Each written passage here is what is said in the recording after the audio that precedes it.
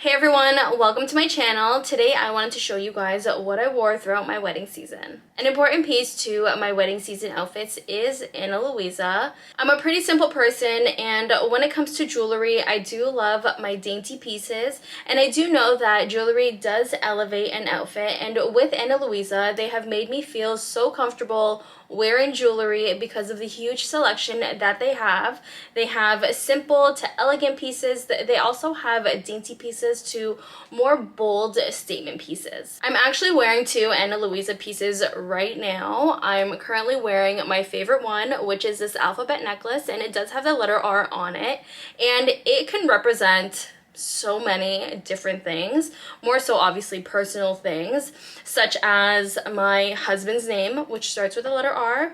My last name also starts with the letter R. And both my parents' names start with the letter R as well. So this necklace is pretty special to me, and I wear almost every day. And the second piece that I'm wearing is this ring over here. It is my most worn and oldest piece of Ana Luisa jewelry that I own. I've had this ring for about maybe 3 years now, and I'm a kindergarten teacher. You can only imagine how much this ring has gone through. It's been through rough edges. It has gone through hand washing, sanitizing, cleaning things. It has been through a lot, and it has not tarnished at all, and it still looks pretty new. And in some instances, people actually thought this was my wedding band. When I don't wear my wedding band for certain occasions, like if I plan on being physical outside, or when I'm cleaning, or I'm just not wearing my wedding band, I actually do use my Ana Luisa ring as a wedding band dupe. Although this ring has gone through a lot, I do obviously still care for it, which is the reason why it lasts so long.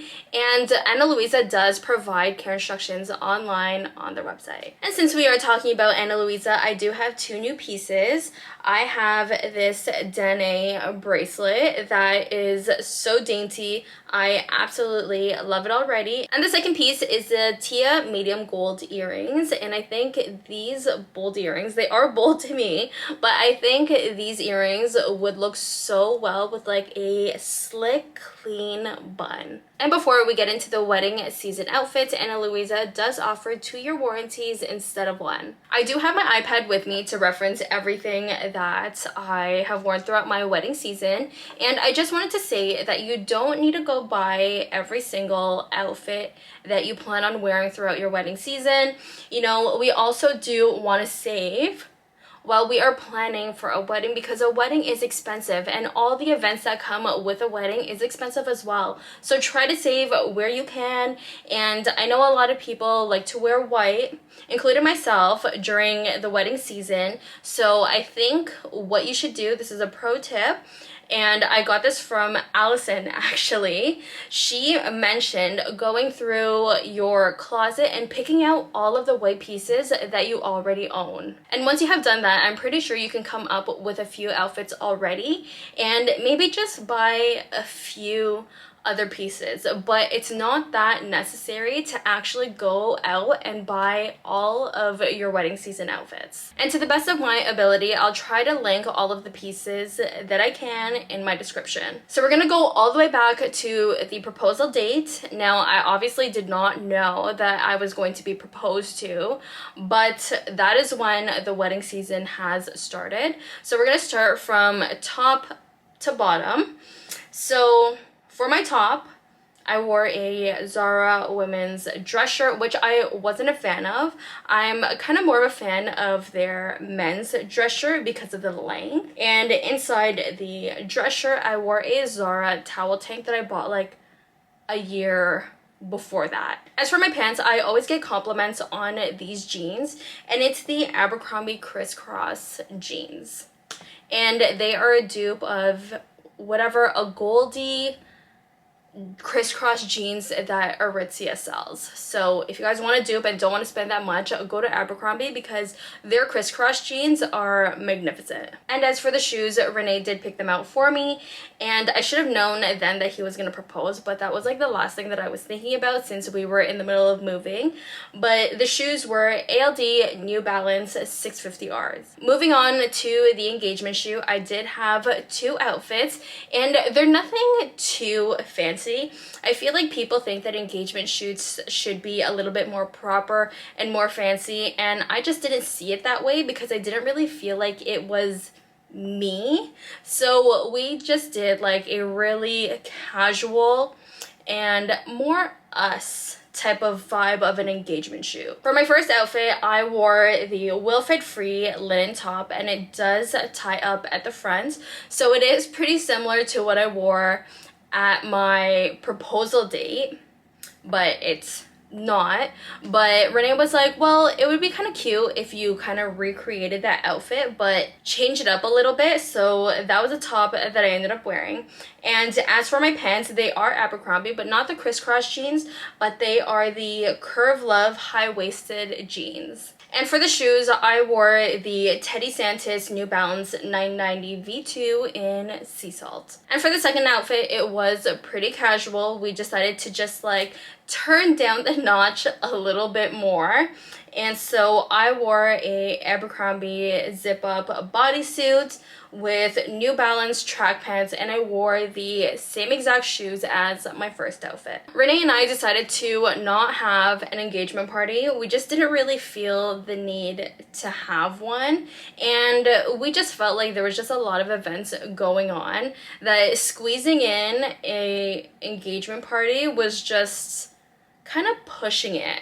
And obviously it was busy for the wedding season, but there was just a lot of personal things happening at the same time that we just did not have any time for an engagement party, which we do not regret. So moving on to my batch, it was nothing crazy. We just went to a cottage, spent a weekend there, and I did have themed days, but my main outfit, I guess, would have been my all-white outfit for when we went out for dinner. For the dinner, I wore this feathered tube top from Shein, and I absolutely loved it. I did wash it and ruined the feathers, but honestly, I did not mind because I spent like probably 10 bucks on it, but it did me well. I wanted something with feathers, and I saw something on Revolve that was very similar to this Shein feathered tube top, but I just could not justify spending like over $200-300 on a feathered tube top,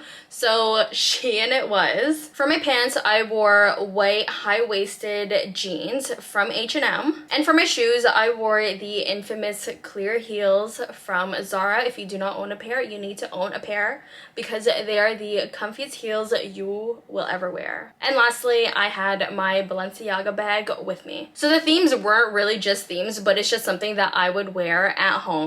So I had biker shorts day, which I absolutely love my biker shorts, and I had sweats day where everyone just wore sweats. I also just want to say that a batch does not need to be anything too fancy. I just wanted something very low-key, and just because I didn't do anything too crazy, it doesn't mean that it took away from the fun.